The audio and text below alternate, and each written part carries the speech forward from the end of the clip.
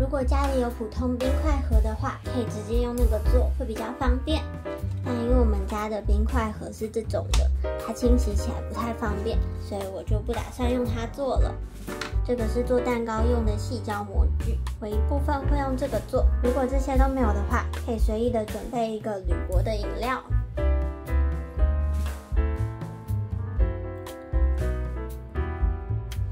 切开以后会变成这个样子，再把它冲洗一下就可以用了。